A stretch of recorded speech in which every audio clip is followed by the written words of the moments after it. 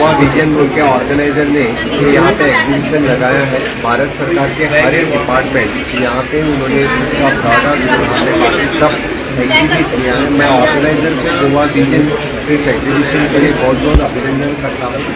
चाहे वो ministry of earth science रहने दो, CR रहने दो, या handicraft department, foyer department, agriculture department, इस तरह के बाकी सभी डिपार्टमेंट्स का यहाँ पे जो एग्जीबिशन लगाया है, इस एग्जीबिशन के लिए मुझे लगता है कि ढेर सारे गोवा के जो जितने सारे स्टूडेंट्स यहाँ पे आए हैं उनको नॉलेज मिली है।